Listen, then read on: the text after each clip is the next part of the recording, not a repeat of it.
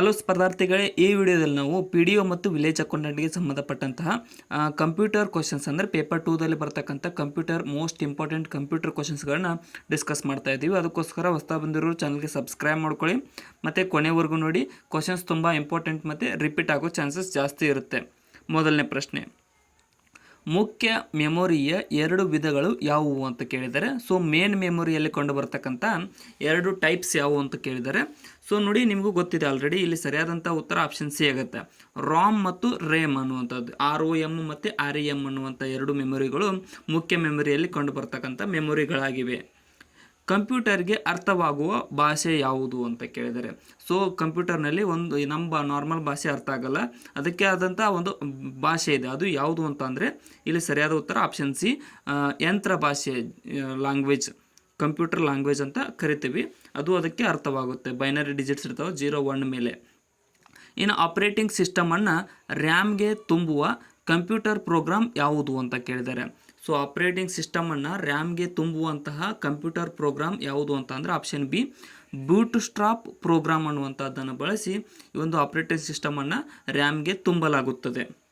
Next, ಪ್ರಸ್ತುತ ಕಡತವನ್ನು ಬೇರೊಂದು ಹೆಸರಿನಲ್ಲಿ ಬಳಸಲು MS ವರ್ಡ್ನಲ್ಲಿ ಬಳಸುವ ಆಯ್ಕೆ ಯಾವುದು ಅಂತ ಕೇಳಿದರೆ, ಸೊ ಕಡತವನ್ನು ಬೇರೊಂದು ಹೆಸರಿನಲ್ಲಿ ನಾವು ಬಳಸಬೇಕಂತ ಅಂದರೆ ಆಪ್ಷನ್ ಬಿ, ಸೇವ್ ಆ್ಯಸ್ ಅನ್ನುವಂಥದ್ದನ್ನು ನಾವು ಬಳಸಲಾಗುತ್ತದೆ.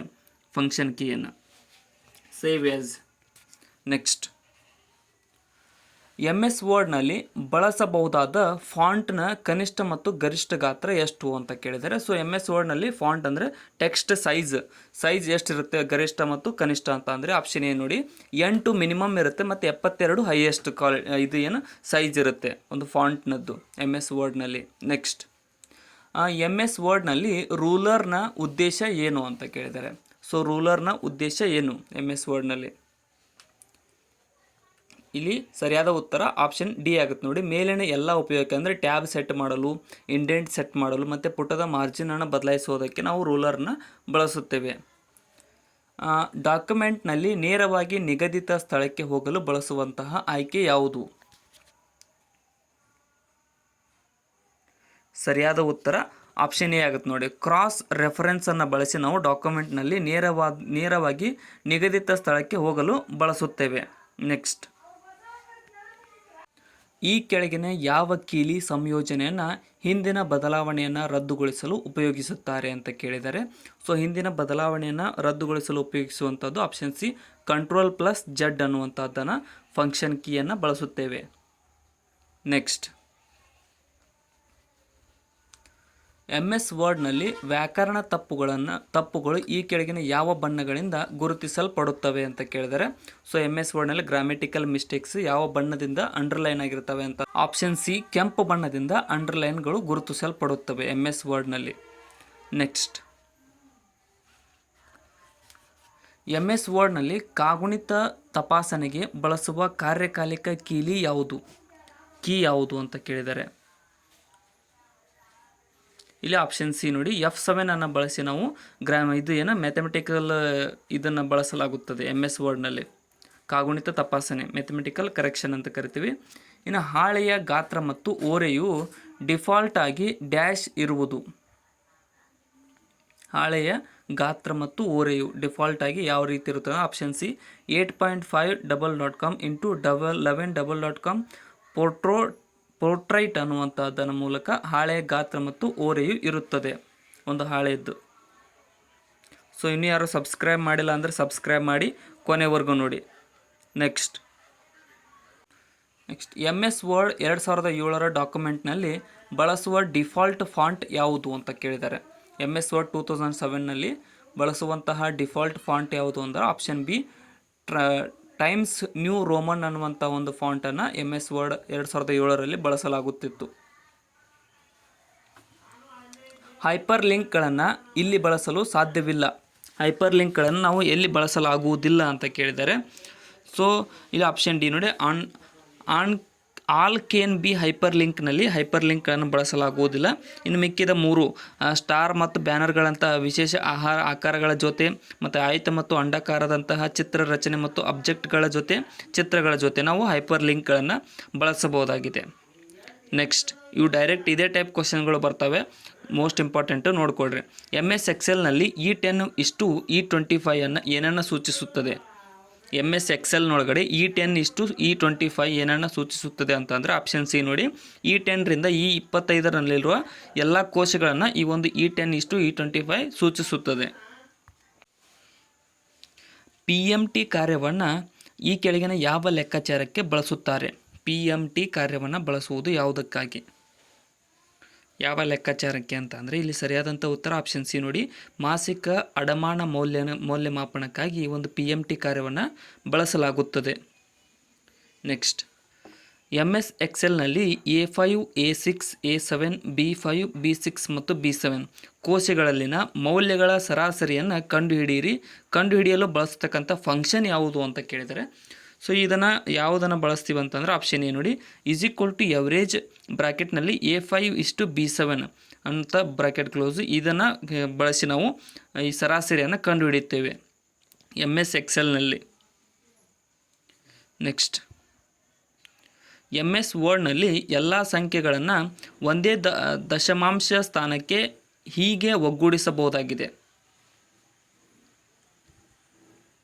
ಆಪ್ಷನ್ ಡಿ ನೋಡಿ. ದಶಮಾಂಶ ಟ್ಯಾಬ್ ಸಾಫ್ಟ್ ಒಗ್ಗೂಡಿಸಬಹುದು ಮತ್ತು ಎಲ್ಲ ಸಂಖ್ಯೆಗಳನ್ನು ಬಲ ಜೋಡಣೆಯ ಮುಖಾಂತರ ಒಗ್ಗೂಡಿಸಬಹುದು. 1, 2 ಸರಿಯಾಗಿವೆ. ಒಂದು ವರ್ಕ್ಬುಕ್ನಲ್ಲಿ ಪೂರ್ವ ನಿಯೋಜಿತವಾಗಿರುವ ಶೀಟ್ಗಳ ಸಂಖ್ಯೆ ಎಷ್ಟು? ಸರಿಯಾದಂಥ ಉತ್ತರ ಆಪ್ಷನ್ ಸಿ ನೋಡಿ, 3 ನೋಡಿ. ಒಂದು ವರ್ಕ್ಬುಕ್ನಲ್ಲಿ ಪೂರ್ವ ನಿಯೋಜಿತವಾಗಿರ್ತಕ್ಕಂಥ ಶೀಟ್ಗಳು 3 ಶೀಟ್ಗಳು ಅಡ್ವಾನ್ಸ್ ಇರ್ತವೆ. ನೆಕ್ಸ್ಟ್, ಪವರ್ ಪಾಯಿಂಟ್ನ ಸ್ಲೈಡ್ ಲೇಔಟ್ನಲ್ಲಿ ಲಭ್ಯವಿಲ್ಲದಿರುವ ವಿಭಾಗ ಯಾವುದು? ಇಲ್ಲಿ ಆಪ್ಷನ್ ಏನು ನೋಡಿ. ಟೈಟಲ್ಸ್ ಅನ್ನುವಂಥದ್ದು ಪವರ್ ಪಾಯಿಂಟ್ನ ಸ್ಲೈಡ್ ಲೇಔಟ್ನಲ್ಲಿ ಲಭ್ಯವಿಲ್ಲದೇ ಇರತಕ್ಕಂಥ ಭಾಗವಾಗಿದೆ ಟೈಟಲ್ಸ್ ಅನ್ನುವಂಥದ್ದು. ನೆಕ್ಸ್ಟ್, ಇನ್ನು ಸ್ಲೈಡ್ ಮಾಸ್ಟರ್ ಮೂಲಕ ಈ ಕೆಳಗಿನ ಯಾವ ಪ್ರಸ್ತುತ ಅಂಶಗಳನ್ನು ಮಾರ್ಪಡಿಸಬಹುದಾಗಿದೆ? Option D, slide transition, slide ಕಾಮೆಂಟ್ಸ್ಗಳು ಮತ್ತು ಸ್ಪೀಕರ್ ನೋಟ್, ಫಾಂಟ್ ಮತ್ತು ಬಣ್ಣ ಇವೆಲ್ಲವುಗಳನ್ನು ನಾವು ಸ್ಲೈಡ್ ಮಾಸ್ಟರ್ ಮೂಲಕ ನಾವು ಪಡೆಯಬಹುದು, ಮಾರ್ಪಡಿಸಬಹುದು. ಪವರ್ ಪಾಯಿಂಟ್ನ ಎಲ್ಲ ಸ್ಲೈಡ್ಸ್ ಒಂದೇ ಪರದೆಯ ಮೇಲೆ ನೋಡಲು ಬಳಸುವ ಆಯ್ಕೆ ಯಾವುದು? ಇಲ್ಲಿ ಆಪ್ಷನ್ ಎ ನೋಡಿ. ವ್ಯೂ ಸ್ಲೈಡ್ ಸ್ಟಾರ್ಟರನ್ನು ಬಳಸಿ ನಾವು ಪವರ್ ಪಾಯಿಂಟ್ನ ಎಲ್ಲ ಸ್ಲೈಡ್ಗಳನ್ನು ಒಂದೇ ಪರದೆಯ ಮೇಲೆ ನೋಡಬಹುದಾಗಿದೆ. ಒಂದು ಅಡ್ಡ ಸಾಲನ್ನು ಮರೆಮಾಚಲು MS ಎಕ್ಸೆಲ್ನಲ್ಲಿ ಬಳಸುವ ಕೀಲಿ ಸಂಯೋಜನೆ ಯಾವುದು? ಸರಿಯಾದ ಉತ್ತರ ಆಪ್ಷನ್ ಎ ನೋಡಿ. Ctrl+F9 ಅನ್ನು ಬಳಸಿ ನಾವು ಒಂದು ಅಡ್ಡ ಸಾಲನ್ನು ಮರೆಮಾಚಲು ಬಳಸಬಹುದಾಗಿದೆ. Ctrl+F9 ಹೈಡ್ ಮಾಡೋಕ್ಕೆ. ಕೆಳಗಿನ ಯಾವ ಜಾಲವು ಕಡಿಮೆ ಪ್ರಮಾಣದ ಪ್ರಸರಣ ದೋಷವನ್ನು ಹೊಂದಿದೆ?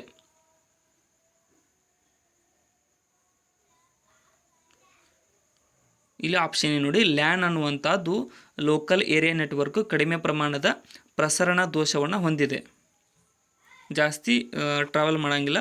ಇನ್ನು ಕಂಪ್ಯೂಟರ್ ನೆಟ್ವರ್ಕ್ನಲ್ಲಿ ಧ್ವನಿ ಕರೆ ಮಾಡಲು ಬಳಸುವಂತಹ ತಂತ್ರಜ್ಞಾನ ಯಾವುದು? ವಾಯ್ಸ್ ಕಾಲ್ಗೆ ಬಳಸುವಂತಹ ತಂತ್ರಜ್ಞಾನ. ಇಲ್ಲಿ ಆಪ್ಷನ್ ಬಿ ನೋಡಿ. ವಾಯ್ಸ್ ಓವರ್ IP ಅನ್ನು ಬಳಸಿ ನಾವು ಈ ಒಂದು ಕಂಪ್ಯೂಟರ್ ನೆಟ್ವರ್ಕ್ನಲ್ಲಿ ವಾಯ್ಸ್ ಕಾಲನ್ನು ಮಾಡಬಹುದಾಗಿದೆ. ಸ್ಲೈಡ್ ಶೋದಲ್ಲಿ ಸ್ಲೈಡ್ ಬದಲಾವಣೆ ಮಾಡಲು ಸಾಧ್ಯವಿಲ್ಲದಿರುವ ಕೀಲಿ ಯಾವುದು?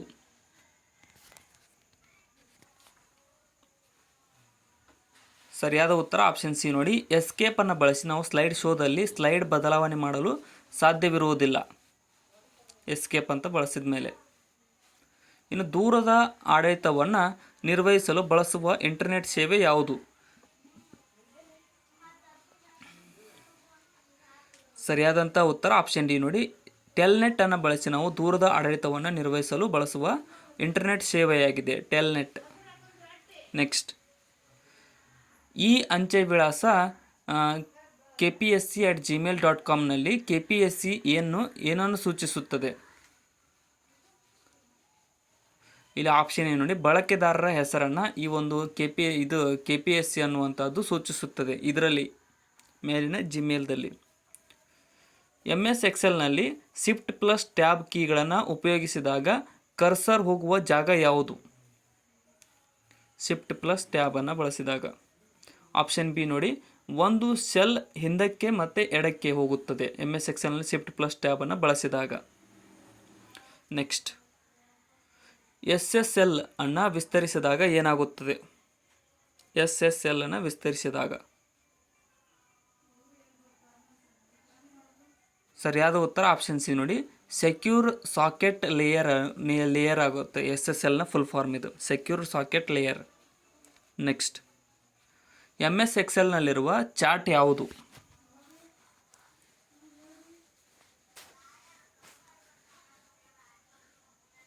ಸರಿಯಾದ ಉತ್ತರ ಆಪ್ಷನ್ ಡಿ ನೋಡಿ, ಪೈ ಚಾರ್ಟ್, ಏರಿಯಾ ಚಾರ್ಟ್ ಮತ್ತು ಸ್ಕ್ಯಾಟರ್ ಚಾರ್ಟ್, ಇವು ಮೂರುಗಳು MS ಎಕ್ಸೆಲ್ನಲ್ಲಿರುವ ಚಾರ್ಟ್ಗಳಾಗಿವೆ. ಡೇಟಾಬೇಸ್ ಟೇಬಲ್ನಲ್ಲಿರುವ ಪ್ರತಿ ಕಾಲಮನ್ನು ಏನೆಂದು ಕರೆಯುತ್ತಾರೆ?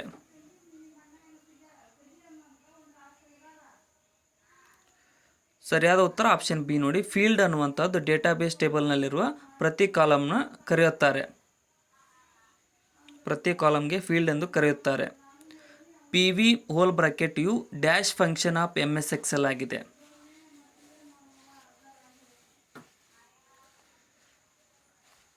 ಸರಿಯಾದ ಉತ್ತರ ಆಪ್ಷನ್ ಡಿ ನೋಡಿ, financial function of MS Excel ಆಗಿದೆ PV ಅನ್ನುವಂಥದ್ದು. MS ಎಕ್ಸೆಲ್ನಲ್ಲಿ ಫಾರ್ಮುಲಾ ಸೂತ್ರಗಳನ್ನು ಆರಂಭಿಸುವ ಚಿಹ್ನೆ ಯಾವುದು? ಸರಿಯಾದ ಉತ್ತರ ಆಪ್ಷನ್ ಡಿ ನೋಡಿ, = ಅನ್ನುವಂಥದ್ದು ಫಾರ್ಮುಲಾವನ್ನು ಆರಂಭಿಸುವ ಚಿಹ್ನೆಯಾಗಿದೆ MS ಎಕ್ಸೆಲ್ನಲ್ಲಿ. ಇಂಟರ್ನೆಟ್ ಮೂಲಕ ಸರ್ಚ್ ಮಾಡಲು ಅಗತ್ಯವಿರುವುದು ಯಾವುದು? ಇಂಟರ್ನೆಟ್ ಮೂಲಕ ನಾವು ಯಾವುದನ್ನು ಸರ್ಚ್ ಮಾಡಲು ಅಗತ್ಯವಿಸುತ್ತೇವೆ ಅಂದರೆ ಸರಿಯಾದ ಉತ್ತರ ಆಪ್ಷನ್ ಡಿ ನೋಡಿ, ಬ್ರೌಸರ್ URL ವಿಳಾಸ ಮತ್ತು HTTP ಇವೆಲ್ಲವುಗಳು ಇಂಟರ್ನೆಟ್ ಬ್ರೌಸರ್ಗಳಾಗಿವೆ. ಇಂಟರ್ನೆಟ್ ವರ್ಕಿಂಗ್ ವ್ಯವಸ್ಥೆ ರೂಪಿಸಲು ಅಗತ್ಯವಿರುವುದು ಯಾವುದು?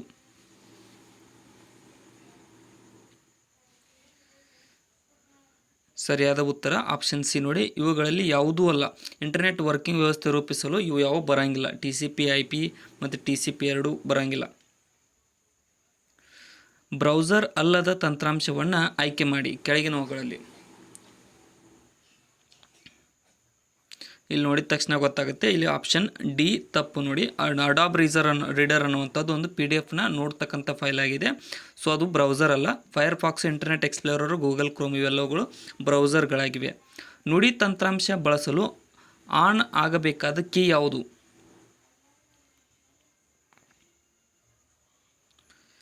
ಸರಿಯಾದ ಉತ್ತರ ಆಪ್ಷನ್ ಬಿ ನೋಡಿ, ಸ್ಕ್ರಾಲ್ ಲ್ಯಾಕ್ ಅನ್ನುವಂಥದ್ದು ಬಳಸಿ ನುಡಿ ತಂತ್ರಾಂಶವನ್ನು ಬಳಸಲು ಆನ್ ಆಗಬೇಕಾದ ಕೀ ಆಗಿದೆ.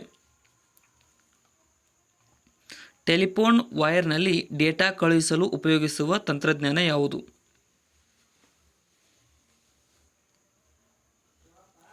ಸರಿಯಾದ ಉತ್ತರ ಆಪ್ಷನ್ ಡಿ ನೋಡಿ, DSL ಮೆಥಡ್ ಮೂಲಕ ನಾವು ಟೆಲಿಫೋನ್ ವೈರ್ಗಳಲ್ಲಿ ಡೇಟಾವನ್ನು ಕಳಿಸಬಹುದಾಗಿದೆ. MS ಎಕ್ಸೆಲ್ನಲ್ಲಿ ಸಾರ್ಟ್ ಆಯ್ಕೆಯು ಡ್ಯಾಶ್ ಮೆನುವಿನಲ್ಲಿರುತ್ತದೆ. ಸಾರ್ಟ್ ಆಯ್ಕೆ.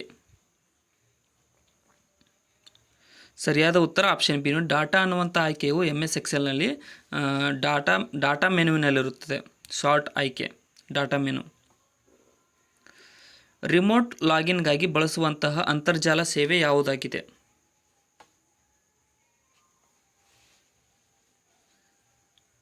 ಸರಿಯಾದ ಉತ್ತರ ಆಪ್ಷನ್ ಬಿ ನೋಡಿ, ಟೆಲ್ನೆಟ್ ಅನ್ನು ಬಳಸಿ ನಾವು ರಿಮೋಟ್ ಲಾಗಿನ್ ಅನ್ನು ಮಾಡಬಹುದಾಗಿದೆ ಅಂತರ್ಜಾಲ ವ್ಯವಸ್ಥೆಯಲ್ಲಿ ಟೆಲ್ನೆಟ್ ಮೂಲಕ. ಡ್ಯಾಶ್ ಪ್ರೋಗ್ರಾಂಗಳು ಬ್ರೌಸರ್ನ ಭಾಗವಾಗಿ ಸ್ವಯಂಚಾಲಿತವಾಗಿ ಲೋಡ್ ಆಗುತ್ತವೆ ಮತ್ತು ಕಾರ್ಯವನ್ನು ನಿರ್ವಹಿಸುತ್ತವೆ. ಆಪ್ಷನ್ ಬಿ ನೋಡಿ, ಪ್ಲಗ್ಇನ್ಸ್ಗಳು ಈ ಒಂದು ಪ್ರೋಗ್ರಾಮ್ಗಳು ಬ್ರೌಸರ್ನ ಭಾಗವಾಗಿ ಸ್ವಯಂಚಾಲಿತವಾಗಿ ಲೋಡ್ ಆಗುತ್ತವೆ ಮತ್ತು ಕಾರ್ಯವನ್ನು ನಿರ್ವಹಿಸುತ್ತವೆ. ಬೆಳಕಿನ ಅಲೆಗಳ ಮೂಲಕ ದತ್ತ ವರ್ಗಾವಣೆ ಮಾಡುವ ಕೇಬಲ್ ಯಾವುದು? ದತ್ತ ಅಂದರೆ ದತ್ತಾಂಶ, ಡಾಟಾ. ಸರಿಯಾದ ಉತ್ತರ ಆಪ್ಷನ್ ಬಿ ನೋಡಿ, ಆಪ್ಟಿಕಲ್ ಫೈಬರ್ ಮೂಲಕ ಈ ಒಂದು ಬೆಳಕಿನ ಅಲೆಗಳ ಮೂಲಕ ನಾವು ದತ್ತಾಂಶವನ್ನು ವರ್ಗಾವಣೆ ಮಾಡಬಹುದಾಗಿದೆ. ಸರ್ವರ್ನಲ್ಲಿರುವ ಮಾಹಿತಿಯನ್ನು ಸ್ಥಳೀಯ ಕಂಪ್ಯೂಟರ್ನಲ್ಲಿ ಸ್ವೀಕರಿಸುವ ಪ್ರಕ್ರಿಯೆಯನ್ನು ಡ್ಯಾಶ್ ಎನ್ನುತ್ತಾರೆ. ಆಪ್ಷನ್ ಸಿ ನೋಡಿ ಡೌನ್ಲೋಡಿಂಗ್ ಅಂತ ಕರೀತಾರೆ. ಸರ್ವರ್ ಮೂಲಕ ಮಾಹಿತಿಯನ್ನು ಸ್ಥಳೀಯ ಕಂಪ್ಯೂಟರ್ನಲ್ಲಿ ಸ್ವೀಕರಿಸುವ ಪ್ರಕ್ರಿಯೆಯನ್ನು ಡೌನ್ಲೋಡಿಂಗ್ ಎಂದು ಕರೆಯಲಾಗುತ್ತದೆ. ನೆಟ್ವರ್ಕ್ನಲ್ಲಿ ಸಂವಹನಕ್ಕಾಗಿ ಬಳಸುವ ನಿಯಮಗಳನ್ನು ಡ್ಯಾಶ್ ಎಂದು ಕರೆಯಲಾಗುತ್ತದೆ.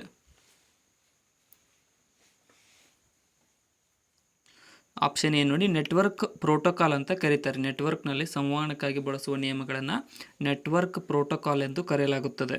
ನೆಕ್ಸ್ಟ್, ಈ ಅಂಚೆಯ ವಿಳಾಸ ಬಳಸಲು ಲಭ್ಯವಿಲ್ಲದಿರುವ ಚಿಹ್ನೆ ಯಾವುದು?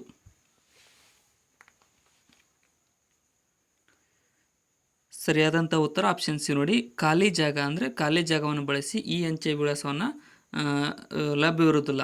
ಖಾಲಿ ಜಾಗ ಬಳಸಲಿಕ್ಕಾಗುವುದಿಲ್ಲ, ಖಾಲಿ ಜಾಗ ಫುಲ್ ಇರಬೇಕು. ಈ ಕೆಳಗಿನ ಯಾವುದು ಅಂತರ್ಜಾಲ ಸೇವೆಯಾಗಿರುವುದಿಲ್ಲ? ಇಂಟರ್ನೆಟ್ ಸೇವೆ ಅಲ್ಲ ಅಂತ ಕೇಳಿದ್ದಾರೆ.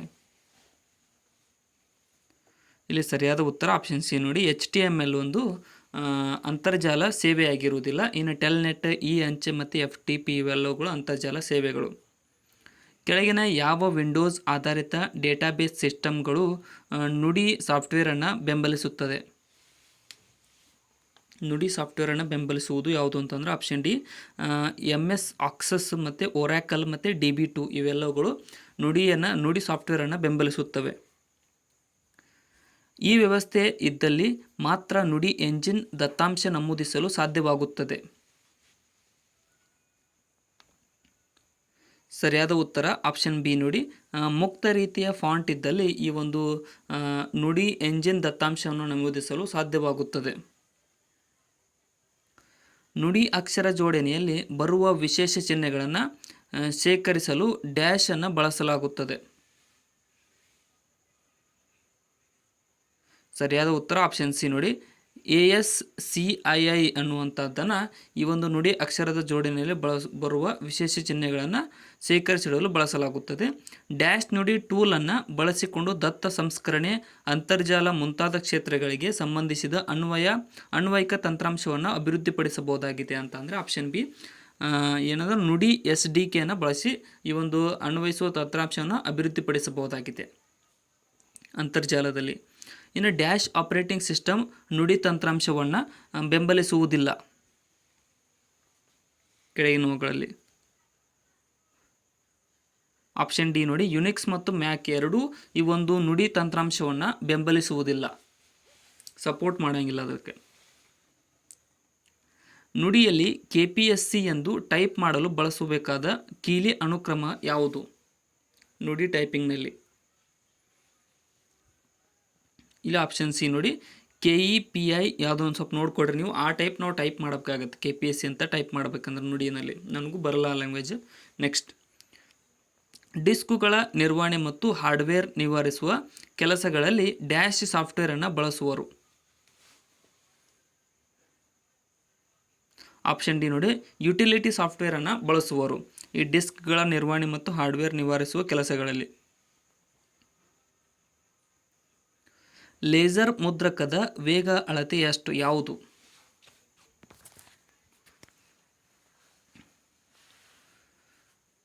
ಸರಿಯಾದ ಉತ್ತರ ಆಪ್ಷನ್ ಸಿ ನೋಡಿ PPM ಅನ್ನು ಬಳಸಿ ಲೇಸರ್ ಮುದ್ರಕದ ವೇಗವನ್ನು ಅಳತೆ ಮಾಡಬಹುದಾಗಿದೆ. ನೆಕ್ಸ್ಟ್, MS ವರ್ಡ್ನಲ್ಲಿ ಬುಕ್ಮಾರ್ಕ್ಗಳ ಬಳಕೆ ಏನು?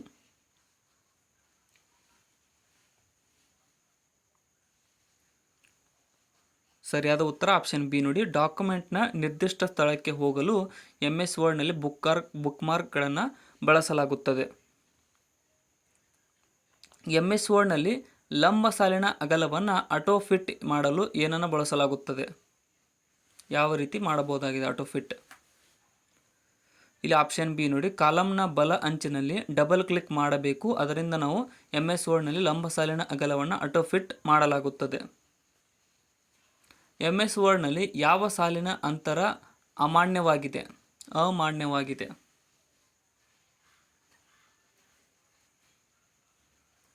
ಆಪ್ಷನ್ ಸಿ ನೋಡಿ ಟ್ರಿಪಲ್ ಅನ್ನುವಂಥದ್ದು ಒಂದು ಸಾಲಿನ ಅಂತರವು ಅಮಾನ್ಯವಾಗಿರುತ್ತದೆ MS ವರ್ಡ್ನಲ್ಲಿ.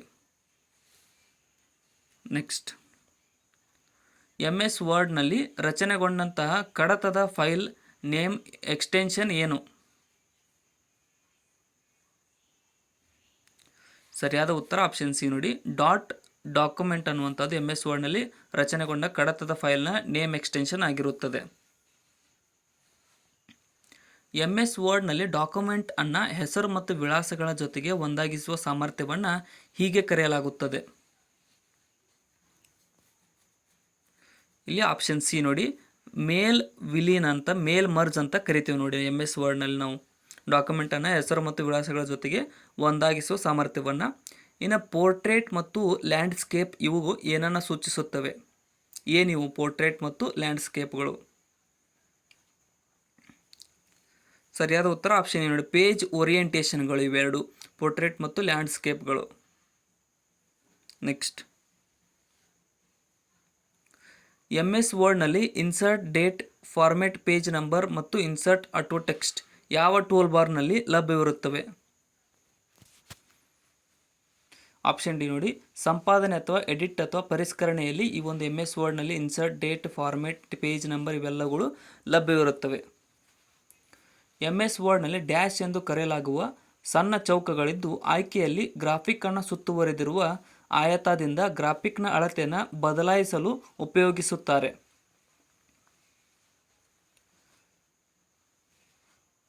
ಸರಿಯಾದ ಉತ್ತರ ಆಪ್ಷನ್ ಬಿ ನೋಡಿ, ಗಾತ್ರ ಹಿಡಿಕೆಗೆ ಈ ಒಂದು ಗ್ರಾಫಿಕ್ ಅಳತೆಯನ್ನು ಬದಲಾಯಿಸಲು ಬಳಸುತ್ತಾರೆ MS ವರ್ಡ್ನಲ್ಲಿ ಸಣ್ಣ ಚೌಕಗಳಲ್ಲಿ. ನೆಕ್ಸ್ಟ್, MS ವರ್ಡ್ನಲ್ಲಿ ಕಟ್ ಮತ್ತು ಪೇಸ್ಟ್ ಮಾಡಲು ಬಳಸುವಂತಹ ಕೀಲಿಗಳು ಯಾವುವು? ಶಾರ್ಟ್ಕಟ್ ಕೀ ಕಟ್ ಆ್ಯಂಡ್ ಪೇಸ್ಟ್ಗೆ. ಇಲ್ಲಿ ಆಪ್ಷನ್ ಸಿ ನೋಡಿ, Ctrl+X ಮಾಡಿದರೆ ಕಟ್ ಆಗುತ್ತೆ, ಮತ್ತು ಅದೇ ರೀತಿ Ctrl+V ಪೇಸ್ಟ್ ಆಗುತ್ತೆ. ನೆಕ್ಸ್ಟ್, MS ಎಕ್ಸೆಲ್ನಲ್ಲಿ ಸೆಲ್ C1 ರಿಂದ H ಕಾಲಮನ್ನು 10ನೇ ಸಾಲಿನ ತನಕ ವ್ಯಾಪ್ತಿಯ ವಿಳಾಸ ಹೇಗೆ ಉಲ್ಲೇಖ ಮಾಡಲಾಗುತ್ತದೆ? ಆಪ್ಷನ್ ಸಿ ನೋಡಿ, C1:H10 ಮೂಲಕ ಈ ಒಂದು MS ಎಕ್ಸೆಲ್ನಲ್ಲಿ ವ್ಯಾಪ್ತಿಯ ವಿಳಾಸವನ್ನು ಉಲ್ಲೇಖ ಮಾಡಲಾಗುತ್ತದೆ. MS ಎಕ್ಸೆಲ್ನಲ್ಲಿ ಪರಿಸ್ಥಿತಿ ಪರಿಶೀಲಿಸುವಲ್ಲಿ ಇದು ಅನ್ವಯಿಸುತ್ತದೆ.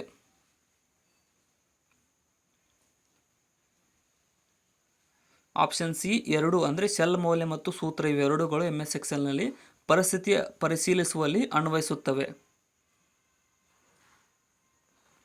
MS ಎಕ್ಸೆಲ್ನಲ್ಲಿ ನೀವು ಹೇಗೆ ಸೆಲ್ ಸಕ್ರಿಯಗೊಳಿಸಬಹುದು?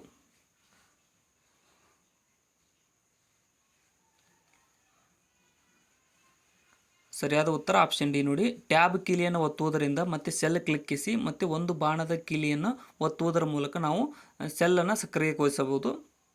MS ಎಕ್ಸೆಲ್ನ ಸೆಲ್ನಲ್ಲಿ ಪ್ರಸ್ತುತ ದಿನಾಂಕ ನಮೂದಿಸಲು ಯಾವ ಶಾರ್ಟ್ಕಟ್ ಕೀಲಿಗಳನ್ನು ಬಳಸುತ್ತಾರೆ? Option D Ctrl+. ಅನ್ನುವಂಥದ್ದನ್ನು ಅದು ಸೈನ್ ಮೂಲಕ MS ಎಕ್ಸೆಲ್ ಸೆಲ್ನಲ್ಲಿ ಪ್ರಸ್ತುತ ದಿನಾಂಕವನ್ನು ನಮೂದಿಸಬಹುದಾಗಿದೆ. MS ಎಕ್ಸೆಲ್ನ ಸೆಲ್ಲನ್ನು ಸಂಪಾದಿಸಲು ಯಾವ ಶಾರ್ಟ್ಕಟ್ ಕೀಲಿಯನ್ನು ಬಳಸುತ್ತಾರೆ?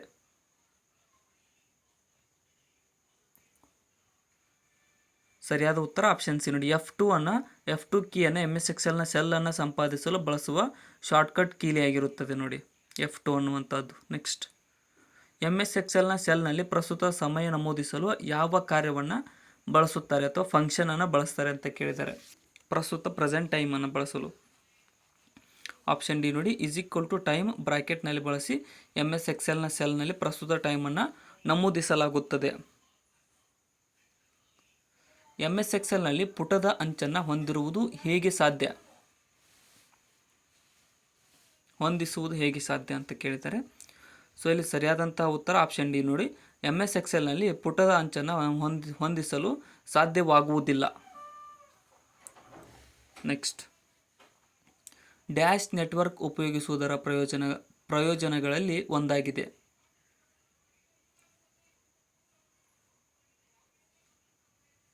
ಸರಿಯಾದ ಉತ್ತರ ಆಪ್ಷನ್ ಡಿ, ಬಾಹ್ಯ ಸಾಧನ ಹಂಚಿಕೆಯ ನೆಟ್ವರ್ಕ್ ಉಪಯೋಗಿಸುವುದರ ಪ್ರಯೋಜನಗಳಲ್ಲಿ ಇದು ಒಂದು, ಪೆರಿಫೆರಲ್ ಶೇರಿಂಗ್ ಅನ್ನುವಂಥದ್ದು. URLನಲ್ಲಿನ ಡ್ಯಾಶ್ ನಾವು ಬಯಸಿದ ಕಡತದ ಸರ್ವರ್ನ ಕಡತ ರಚನಾ ಸ್ಥಳದಲ್ಲಿ ಡಿಸೈರ್ಡ್ ಫೈಲ್ ಸಿಗುವುದು. ಆಪ್ಷನ್ ಡಿ ನೋಡಿ, ಪಾತ್ ಅನ್ನುವಂಥದ್ದರಲ್ಲಿ ನಾವು ಬಳಸಿದ ಕಡತನ ಸರ್ವರ್ ಕಡತ ರಚನಾ ಸ್ಥಳದಲ್ಲಿ ಡಿಸೈರ್ಡ್ ಫೈಲ್ ಸಿಗುತ್ತದೆ. ಇಮೇಲ್ ಡ್ಯಾಶ್ ರೀತಿಯಲ್ಲಿ ಸಲ್ಲುವುದಿಲ್ಲ. Transmit data.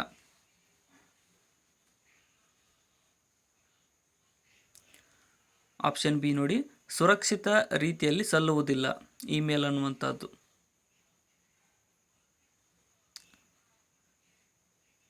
ಕೆಳಗಿನವುಗಳಲ್ಲಿ ಯಾವುದು ಇಮೇಲ್ ಬಗ್ಗೆ ಪ್ರಾಯೋಗಿಕವಾಗಿ ತಪ್ಪು ಅಂತ ಕೇಳಿದ್ದಾರೆ. ಇವುಗಳಲ್ಲಿ ನೋಡ್ತಾ ಇದ್ರೆ ಮೇಲಿನ ಎಲ್ಲವೂ ಪ್ರಾಯೋಗಿಕವಾಗಿ ತಪ್ಪಾಗಿವೆ ನೋಡಿ. ಏನಂದರೆ ಕಳುಹಿಸುವವರ ಮತ್ತು ಸ್ವೀಕರಿಸುವವರ ಮೇಲ್ ಸರ್ವರ್ ಒಂದೇ ಇರಬೇಕು, ಹಂಗೇನಿಲ್ಲ. ಮತ್ತು ಕಳುಹಿಸುವವರು ಮತ್ತು ಸ್ವೀಕರಿಸುವವರು ಆನ್ಲೈನಲ್ಲಿ ಇರಬೇಕು, ಅದು ಕೂಡ ತಪ್ಪು. ಕಳುಹಿಸುವವರು ಸ್ವೀಕರಿಸುವವರು ಪೂರ್ವಾನುಮತಿ ಹೊಂದಿರಬೇಕು, 3 ತಪ್ಪು ನೋಡಿ ಇಲ್ಲಿ. ಇಮೇಲ್ನ ಒಬ್ಬರಿಗೆ ಕಳಿಸ್ಬೇಕಂತ ಅಂದರೆ.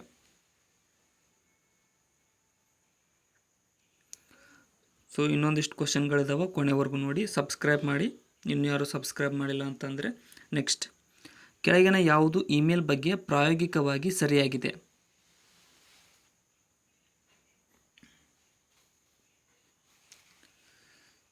ಇಲ್ಲಿ ಆಪ್ಷನ್ ಎ ನೋಡಿ, ಅನೇಕರಿಗೆ ಫಾರ್ವರ್ಡ್ ಲಘುತ್ತಗಳ ಜೊತೆಗೆ ಸಾಧ್ಯ ಅನ್ನುವುದು ಒಂದು ಇಮೇಲ್ ಬಗ್ಗೆ ಪ್ರಾಯೋಗಿಕವಾಗಿ ಸರಿಯಾಗಿದೆ.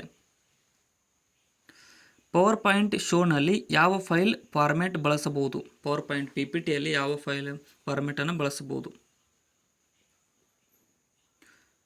ಇಲ್ಲಿ ಆಪ್ಷನ್ ಡಿ ನೋಡಿ, ಇವುಗಳಲ್ಲಿ ಎಲ್ಲವೂ GIF, JPG ಮತ್ತು WAV ಇವೆಲ್ಲವುಗಳನ್ನು ನಾವು ಪವರ್ ಪಾಯಿಂಟ್ ಶೋನಲ್ಲಿ ಬಳಸಬಹುದಾಗಿದೆ. ನುಡಿ ಕನ್ನಡ ತಂತ್ರಾಂಶ ಯಾವ ವರ್ಗಕ್ಕೆ ಸೇರಿದೆ?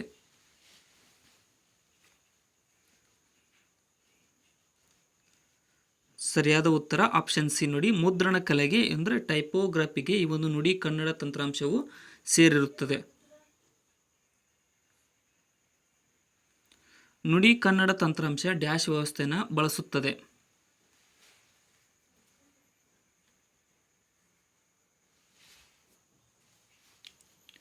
ಇಲ್ಲಿ ಆಪ್ಷನ್ ಎ ನೋಡಿ, ಯುನಿಕೋಡ್ ಅನ್ನುವಂಥದ್ದು ನುಡಿ ಕನ್ನಡ ತಂತ್ರಾಂಶ ವ್ಯವಸ್ಥೆಯನ್ನು ಬಳಸುತ್ತದೆ. ನುಡಿ ಕನ್ನಡ ತಂತ್ರಾಂಶ ಬಳಸುವ ಕೀ ಲೇಔಟ್ ಯಾವ ವಿಳಾಸವಾಗಿದೆ?